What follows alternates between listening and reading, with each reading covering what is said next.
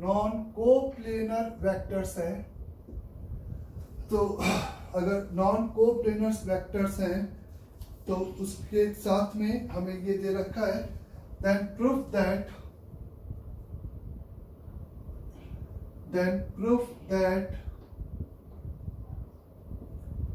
कि the 3a vector minus 7b vector minus 4c vector, the 3a vector minus का 2b vector is a plus c vector, और a plus b plus का 2c vectors are is a coplanar vector।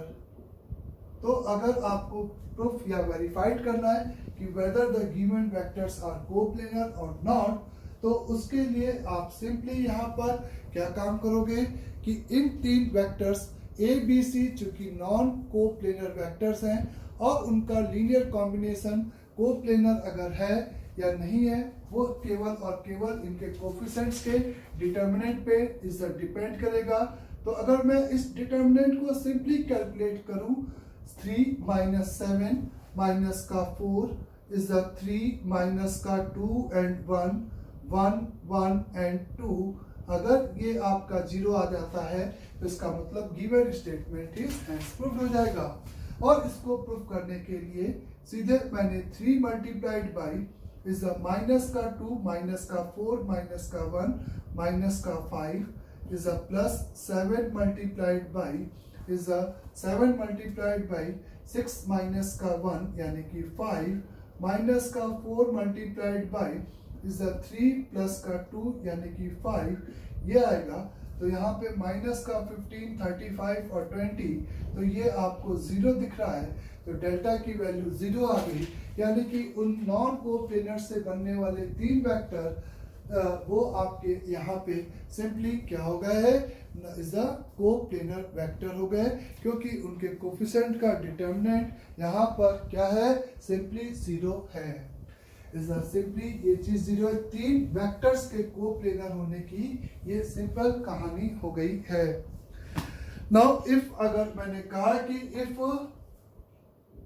फिर से is a small a vector, b vector and small c vectors are is a simply coplanar vectors, is a ये आपके small a b c आपके coplanar vectors हैं।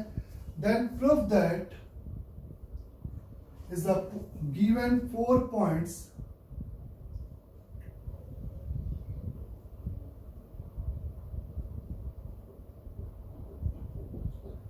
is a 2a plus 3b minus c vector, a vector minus 2b vector plus का 3c vector, 3c vector 3a vector plus का 4b vector minus का 2c vector and a vector minus का 6b vector और plus 6 का c vectors are coplanar point. अगर small a B c is the information है कि वो coplanar है, तो हमें प्रूफ करना है कि ये गिवन 4 पॉइंट्स आपके कैसे हैं, इज द कोप्लेनर पॉइंट है। तो 3 वेक्टर के लिए हम लोग ने पढ़ा है, 4 वेक्टर 4 पॉइंट के लिए हम लोग कैसे एक्सटेंड करेंगे कि इसमें एक को टेल मान के हम लोग सिंपल अगर कहते हैं कि ये 4 पॉइंट यहाँ पे कोप्लेनर है, यानी कि एक को टेल मान के इज द कंस्ट्रक्टेड 3 वेक्टर आपके कोप्लेनर हैं, तो ये बात प्रूफ हो जाएगी कि यहाँ पर ये सिंपली इज द 4 पॉइंट्स आपके कोप्लेनर हैं। तो इस वाले पॉइंट को ए दे दूं, ये बी है और ये सी और ये डी, और जिसका ये आपका क्या गिवन है, 4 पॉइंट्स गिवन है, तो ये वेक्टर बेसिकली पोजीशन वेक्टर्स को यहाँ पे रिप्रेजेंट कर रहे हैं। पोजीशन वेक्टर आपका इस कोई भी एक पॉइंट मतलब कि ओरिजिन के रिस्पेक्ट में उन पॉइंट्स के कोऑर्डिनेट को रिप्रेजेंट कर रहा है। तो यहाँ पर मान लेते हैं कि ये ए पॉइंट का कोऑर्डिनेट है, ये मान लेते हैं कि सिंपल ए का कोऑर्डिनेट है, ये बी का है और ये सी का है और ये सिंपली यहाँ पे डी का कोऑर्डिनेट है। तो हम ए को टेल मान लें, तो ए को टेल मानकर ए बी वैक्टर लिखें, और ए बी वैक्टर यानी कि सिंपल हमें पता है कि point of position vector of point B minus the position vector of point A. इस तरीके से अपन किसी भी पोजीशन वेक्टर को लेकर सिंपली वेक्टर डिफाइंड करते हैं। पोजीशन वेक्टर को लेकर इस तरीके से सिंपली यहाँ पे अपन वेक्टर डिफाइंड करते हैं। Now the A B vector is equal to the this minus का ए वेक्टर, दिस माइनस का 5b vector, this minus this plus का 4c vector is a AC vector is equal, इसको इसमें से घटाएंगे तो 3a में से a गया तो a आ गया, 4b में से 3 गया तो b आ गया, इसमें से ये गया तो माइनस का c आ गया। Is a AD vector is equate with AD vector a minus a यानी कि माइनस का a आ गया, दिस माइनस का दिस यानी कि माइनस का 9 ऑफ b वेक्टर आ गया, और प्लस का 7 ऑफ c वेक्टर आ गया। तो ये तीन वेक्टर मैंने इस तरह से कंस्ट्रक्ट कर दिया उस स्पेस में। अगर ये 4 पॉइंट को प्लेनर तब होंगे जब ये तीन वेक्टर को प्लेनर होंगे, और ये तीन वेक्टर वेदर द को प्लेनर और नॉट, ये बात इसके कोफिशिएंट्स के डिटरमिनेंट पे सिंपल डिपेंड करेगा, या इसके कोफिशिएंट्स के डिटरमिनेंट पे डिपेंड करेगा, यानी कि ये डिपेंड करेगा इज सिंपली यहाँ पर माइनस का 1, माइनस का 5 एंड 4, ये 1 और ये माइनस का 1, ये माइनस का 1, माइनस का 9 और ये 7, इस तरीके से। तो delta is equate with is minus का 1 मल्टीप्लाइड बाई 7 माइनस 9 यानी कि माइनस का 2 इज प्लस का 5 होल मल्टीप्लाइड बाई 7 माइनस का 1 प्लस 4 मल्टीप्लाइड बाई माइनस का 9 प्लस का 1। तो this is equal the 2 is 6 5 30 बोले इज माइनस 32। तो दिस इज इक्वल द 0। तो हैंस प्रूव कि दिस 3 वेक्टर्स आर कोप्लेनर। तो hence prove the given 4 points are coplanar. तो अगर हमें 4 पॉइंट्स को कोप्लेनर प्रूफ करना था, 4 पॉइंट्स को अगर हमें सिंपली कोप्लेनर प्रूफ करना था, तो उसका ये सिंपल सा तरीका होता है जिसकी हेल्प से हम लोग उस 4 पॉइंट या हमें कोई कोफिशिएंट भी निकालना होता तो हम इसी तरीके से 3 वेक्टर बनाएंगे। ना कि आप ऐसा करोगे कि 2 3 -1 1 4/4 का डिटरमिनेंट लिख के सॉल्व करोगे। ऐसा कोई भी कॉन्सेप्ट नहीं है कि हम यहाँ से 4/4 का कॉन्सेप्ट बना लें और उसको लेके प्रॉब्लम को सॉल्व करेंगे। अंडरस्टैंड? सर बहुत से लोग ऐसा करेंगे कि सर 4 × 4 और चौथा 1 1 1 1 लिख देंगे। ऐसा नहीं चलेगा, है ना। जितना बताया गया है उसी को फॉलो करना है। नथिंग टू बी अप्लाई अपनी मर्जी से आपको कुछ भी अप्लाई नहीं करना है। अंडरस्टैंड? नाउ आगे फिर हमसे कहा गया है यहाँ पर इज सिंपली इज कोलिनियर की अगर हम यहाँ पे बात करें, कोलिनियर में अगर हमसे कहा जाता है कोलिनियर सो दैट या प्रूव दैट, जो भी कह लो, is the A of 1, 2, 3 is the B of 3, 4, 7, C of -3, -2, -5 and D of is the 3 points are collinear है। ये प्रूफ करना है कि the given 3 points are collinear. Then and find कि is in which the ratio in which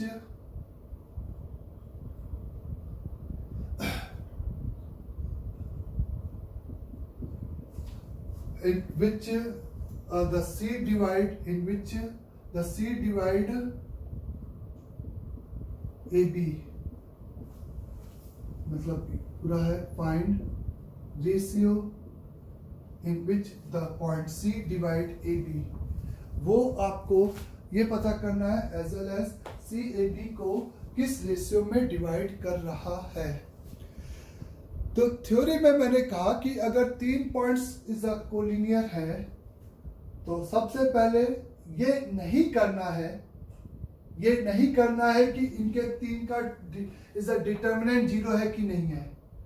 collinear के लिए determinant जैसी कोई चीज नहीं अप्लाई करोगे। कोलिनियर के लिए डिटर्मिनेंट जैसी चीज अप्लाई नहीं करोगे। अंडरस्टैंड सभी को? वो 3 वेक्टर को प्लेनर हैं तो उनके कोफिशिएंट्स का डिटर्मिनेंट वहां पे 0 की बात कहा। ये 3 पॉइंट कोलिनियर है तो इसका डिटर्मिनेंट 0 हो या नहीं हो, इससे कोलिनियरिटी को कोई मतलब नहीं है। डिटर्मिनेंट 0 होगा इसका ये मतलब नहीं है कि ये 3 पॉइंट्स आपके कोलिनियर हैं। ये 3 पॉइंट कोलिनियर के लिए एक ही तरीका है कि थ्योरी में बताया गया कि अगर ये 3 पॉइंट सही में कोलिनियर हैं तो इसका मतलब ए बी सी, इसका मतलब इस ए बी वेक्टर की बात करेंगे और इस ए सी वेक्टर की बात करेंगे तो ए बी और ए सी वेक्टर्स आर, उस केस में A B and A C vectors are basically यहाँ पर कैसे वेक्टर्स हो जाएंगे? आर कोलिनियर वेक्टर होंगे। इफ सिंपल सी बात है कि if vector A B and C are A B C are collinear अगर है तो इस implies that the vector AB and AC are simply collinear is the vectors होंगे AB और AC, या A की जगह पे आप CA और CB ले सकते हो। इस कोलिनियर में वो इज अ पैरेलल या एंटी पैरेलल, यानी कि उस केस में AB वेक्टर और कुछ lambda times of AC vector के बराबर होगा। इज अ AB वेक्टर कुछ is a lambda times of AC vector के बराबर होगा। बोले बच्चे? नाउ यहाँ पर हमें फर्दर ये भी पता करना है कि CAB को किस रेशियो में डिवाइड कर रहा है। तो यहाँ से या तो आप ऐसे समझे कि आपने A को ही टेल माना तो आप इस बात को प्रूफ करने के लिए ये इसको इम्प्लाइज करेगा, ये इसको और ये इसको एंड वाइस वर्सा। तो आपने सिंपली यहाँ पर AB वेक्टर कैलकुलेट किया। AB वेक्टर यानी कि इसका पोजीशन में से इसके पोजीशन को घटाओगे तो 3 - 1 यानी कि 2 का I कैप प्लस 2 का J कैप प्लस 4 का K cap. The AC vector is equate with minus का 3 यानी कि माइनस का 4 का I कैप इज माइनस का 2 माइनस का 4 का J कैप माइनस का 8 का K कैप। माइनस का 4 कॉमन निकाल दिया जाए या माइनस का 2 कॉमन निकाल दिया जाए तो ये 2I cap plus 2J cap plus 4 का K कैप आ जाएगा। तो माइनस का 2 इंटू AB वेक्टर आ जाएगा। मीन्स AC वेक्टर आपका माइनस के 2 टाइम्स ऑफ AB वेक्टर हो जाएगा। इसका मतलब कि देयर एग्जिस्ट अ लैम्डा, तो इसका मतलब AC और AB वेक्टर कोलिनियर हो गए। इसका मतलब कि ABC आपके कोलिनियर हो गए। ये चीज प्रूफ हो गई है। अब आपको यहीं से ये पता करना है कि CAB को किस रेशियो में डिवाइड कर रहा है। तो आप ऐसे समझ सकते हो कि अगर ये आपके पास A है, ये आपका B है, AB वेक्टर का -2 टाइम्स AC वेक्टर है। इसका मतलब कि इस AC इस डायरेक्शन में नहीं है, AB ये निगेटिव हो गया तो इसका मतलब AC इसके पीछे चला गया और वो यहाँ पर ऐसा पॉइंट है जो कि अगर ये लैम्डा टाइम्स है तो ये 2 लैम्डा, यानी कि आप कह सकते हो कि ये डबल हो गया है। तो C का A से 2 लैम्डा और C का B से 3 लैम्डा, तो आप कह सकते हो the C divide AB in the ratio of the C divide AB in the ratio of is a 2:3 externally, external में हम जिस पॉइंट से डिवीजन की बात करते हैं उससे उसकी दूरी और उसके दूसरे पॉइंट से दूरी, तो ये 2 लैम्डा, तो ये 3 लैम्डा, तो 2:3 के रेशियो में बेसिकली एक्सटर्नल डिवाइड करने वाला C वो पॉइंट है। तो हमें ये पता करना था, तो हम लोग ने सेक्शन फॉर्मूले की जगह पे पिक्चराइजेशन मेथड लगाकर ये 2:3, या हम लोग सेक्शन फॉर्मूले से केवल हमें ये पता करना अगर होता तो हम सेक्शन फॉर्मूले को लगाकर इसे ये पता कर सकते थे, ये एज्यूम कर लेते थे कि C अपना जो C पॉइंट है वो अपना λ:1 के रेशियो में इस AB को डिवाइड कर रहा है। C जो अपना है वो λ:1 के रेशियो में इस डिवाइड कर रहा है, तो माइनस का 3i कैप इस पॉइंट का पोजीशन वेक्टर इस माइनस का 2j माइनस का 5k इस ये एज्यूम कर लेते कि ये A है, ये B है और ये C है, जो कि इसको λ:1 के रेशियो में डिवाइड कर रहा है।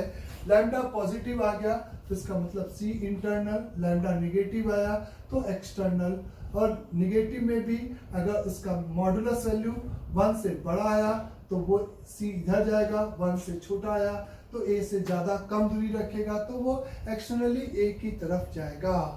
तो this position point of C is equal to lambda multiplied by B, यानी कि 3 का I कैप प्लस का 4 का J कैप प्लस 7 का K cap plus is I cap plus 2J cap plus का 3K cap whole divided by lambda plus 1। और ये equality केवल एक कोफिशिएंट इक्वेट करने पे नहीं बात पे चलेगी, यहाँ से हमें ये वेरीफाइड करना है कि I का I के साथ कोफिशिएंट, यानी कि -3 is equal to the 3 lambda plus 1 divided by lambda plus 1, ये I का साथ कोफिशिएंट करने पे, और J का या K का तीनों जगह से सेम वैल्यू ऑफ लैम्डा मिल रही है, तब अपन कहेंगे कि यस ये तीनों पॉइंट्स आपके कोलिनियर हैं और ये आपको इस रेशियो में यहाँ पर सिंपली डिवाइड करने वाला पॉइंट है। ये J के साथ इक्वेट किया, -5 लैम्डा 7 लैम्डा प्लस का 3 डिवाइडेड बाई लैम्डा प्लस 1। यहाँ से आप देख सकते हो माइनस का 3 लैम्डा माइनस का 3 लैम्डा प्लस का 1 माइनस का 4 6 lambda, lambda is equal to minus का 2/3। ये अपना पहले भी आया था। माइनस आने का मतलब एक्सटर्नल 2:3 के रेशियो में डिवाइड, और माइनस का 2/3 जब आप यहाँ रख के वेरीफाइड करोगे तो ये दोनों जगह पे इक्वलिटी होल्ड करेगी। वो इसलिए ऐसा होगा क्योंकि ये तीनों पॉइंट्स यहाँ पर सिंपली कोलिनियर हैं। अगर नॉन कोलिनियर पॉइंट होते तो यहाँ से जो लैम्डा निकल रहा है वो यहाँ पे सब्स्टिट्यूट करने पर इनको सिंपली सेटिस्फाइड नहीं करता, तो इसका मतलब कि द गिवन पॉइंट सिंपली आपके इस कैसे पॉइंट्स हो जाएंगे, is a non collinear point उस केस में होंगे। तो the given 3 points are collinear का केस है, तो मैं फिर से ये बोलूंगा कि आप डिटरमिनेंट तरीके से नहीं जाओगे, क्योंकि ये ख्याल 2D के कोलिनियर से आता था कि 2D में 3 पॉइंट हो जाने पर 3 पॉइंट कोलिनियर होने पे हम coefficient x1 y1 1 area of triangle 0 करते थे, तो हम यहाँ पे भी कुछ ऐसा कर दे, ऐसा नहीं चलेगा। तो सिंपली आपको या तो दो वेक्टर निकाल, एक को टेल मान के 2 वेक्टर निकालना है और वो एक वेक्टर किसी दूसरे का लैम्डा मल्टीपल आ जाए तब कोलिनियर है, अदरवाइज वो आप कहोगे कि सिंपली यहाँ पर नॉन कोलिनियर पॉइंट्स हैं। सिंपली आप मेरे से कहोगे कि ये आपके कैसे पॉइंट्स है, नॉन कोलिनियर पॉइंट है। अंडरस्टैंड सभी को यहाँ तक की कहानी भी ना, आगे समझे इस बात को। इफ मैंने कहा इस तरह से, if small a and b are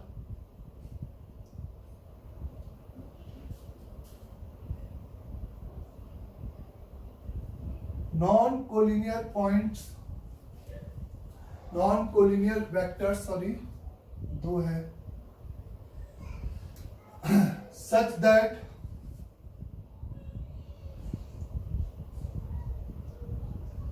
vector P is equate with x plus 4y of A vector plus 2x plus y plus 1 over B vector is the vector Q is equal the y minus का 2x plus का 2 over A vector is the plus 2x minus 3y minus 1 of B vector. The find x and y for such that the 3 times of P vector is equal the 2 times of Q vector हो जाए। आपको यहाँ पर क्या करना है बच्चे कि इस x और y की वो वैल्यू चाहिए जिसके लिए लास्ट वाला रिलेशन होल्ड कर जाए। The 3 times of P vector is equal to the 2 times of Q vector की अगर हम बात करें तो the 3 multiplied by P vector ये पूरा वेक्टर यानी कि x plus 4y of vector A plus the 2x plus y plus 1 of B vector ये पूरा 3 वेक्टर P हो गया is equal to the 2 times over is a y minus का 2x plus का 2 over A vector is a bracket लगाया यहाँ पे इस तरीके से चलेगा is a plus is a 2x minus 3y minus का 1 of B vector ऐसा। तो ये एक वेक्टर इक्वेशन हो गई जिसमें दो वेक्टर्स इन्वॉल्व हैं A और B का लीनियर कॉम्बिनेशन बराबर 0 आप बोल सकते हो क्योंकि एक तरफ लेके आ जाओ तो वो लीनियर कॉम्बिनेशन लिखा है। और जैसा कि लास्ट क्लास में मैंने सिंपल एक कॉन्सेप्ट बताया था कि अगर दो A and B are is a collinear vectors हैं, अगर नॉन कोलिनियर वेक्टर्स हैं तो उस केस में x1 multiplied by A vector plus is a x2 multiplied by B vector अगर 0 है तो इस इम्प्लाइज दैट x1 बराबर x2 बराबर 0 यानी कि वो लीनियर कॉम्बिनेशन 0 तभी होगा जब उनके इंडिविजुअल कोफिशिएंट 0 होंगे। तो एक तरफ 0 करना मतलब दोनों तरफ के कोफिशिएंट रिलेटिव इक्वेट करना। तो चूंकि ये A और B नॉन कोलिनियर वेक्टर्स हैं तो हम इस कॉन्सेप्ट को यहाँ पे अप्लाई कर रहे हैं। तो 3x plus is a 12y इधर A का कोफिशिएंट इधर ला के 0 करने का मतलब is equal the 2y minus का 4x प्लस का 4 यानी कि simply is a 7x is a plus का 16y 7x is a plus का 10y is equal to 4 is a y का कोफिशिएंट इक्वेट करेंगे B का तो यहां से आएगा इज अ 6x प्लस का 3y प्लस का 3 is equate with 4x minus 6y minus का 2 यानी कि the simply 2x is a plus का 9y इज अ प्लस का 5 इज इक्वल टू द 0 यानी कि सिंपल इन दो लीनियर इक्वेशन को सॉल्व कर देने पर जो आपके पास x और y की वैल्यूज आएगी वही आपको यहाँ पे फाइंड आउट करना था जिसके लिए ये इज अ रिलेशन होल्ड कर सके। समझ गए? तो इन दो लीनियर इक्वेशन को सिंपली हम लोग उस x और y की वैल्यूज के लिए यहाँ पर सॉल्व कर सकते हैं। उस x और y की वैल्यू के लिए इन दो लीनियर इक्वेशन को बहुत आसानी से अपन सॉल्व कर सकते हैं। तो नॉन कोलिनियर था तो नॉन कोलिनियर होने का मतलब कि उनके लीनियर कॉम्बिनेशन अगर आपके पास होल्ड कर रहा है तो उनमें रिलेटिव कोफिशिएंट राइट और लेफ्ट के इक्वल करना या एक तरफ के लाकर 0 करना दोनों एक ही चीज होती है। दोनों एक ही चीज होती है ये बात आई थिंक सभी को क्लियर हो गई होगी। नाउ क्वेश्चन देखें। Let A of t is equal to f1 of t of I cap plus f2 of t of j cap is a b of t vector is equate with simply is a g1 of t of I cap plus g2 of t of j cap where the t is the time, suppose 0 से 1 में very कर रहा है या कोई भी एक variable है, and the f1, f2, the g1 and g2 are continuous function है.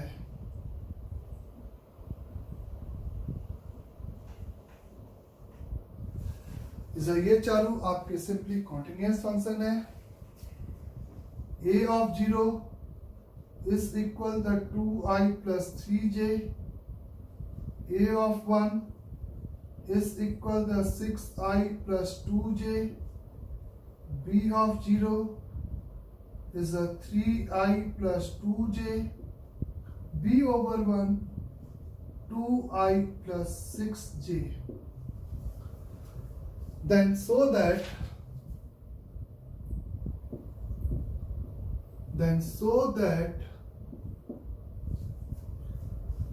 the A of t vector and B of t vector are parallel for some value of t where t is lie between 0 से 1. आपको यहाँ पे proof करना है कि ये जो मैंने वेक्टर फंक्शन के फॉर्म में डिफाइन किया है, जिनके जो प्रोजेक्शन है एक्स और वाई में इस तरीके से आई कैप और जे कैप है क्योंकि के कैप नहीं है, ये जो आपने वेक्टर लिखा है वो आपका इस समटाइम्स पक्का कहीं ना कहीं किसी ना किसी टी के लिए पक्का parallel to the each other होंगे. तो किसी न किसी टी पर ये दोनों वेक्टर एक दूसरे के पैरेलल होंगे. इस बात को हम वेरीफाइड या हेंस प्रूफ कर सकते हैं इस बात को प्रूफ करके कि किसी न किसी समय पर इस ए ऑफ टी वेक्टर कुछ lambda times of B of T होगा for some value of t, for the some value of t के लिए value of lambda के लिए अगर ये रिलेशन होल्ड करेगा तो ये हेंस प्रूव्ड हो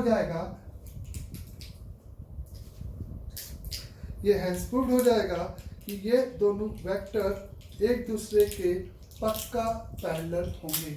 अगर किसी लैम्डा की पर्टिकुलर वैल्यू के लिए ये और ये आपस में क्या हो जाए, इधर एक वेक्टर दूसरे का लैम्डा टाइम्स हो जाए. अगर हम ऐसा करते हैं तो इसका मतलब देखते हैं किसी लैम्डा के लिए ऐसा हो रहा है कि नहीं. तो f1 of t of i cap plus f2 of t of j cap is equal to lambda times of g1 of t plus g2 of i cap plus g2 of t of j cap, ये बराबर होंगे. चूंकि i और j non collinear vector है तो ये equation तब hold करेगा जब f1 of t is equal to lambda times of g1 of t हो जाए या f2 of t is equal to lambda times of g2 of f2 of t is g2 of t हो जाए.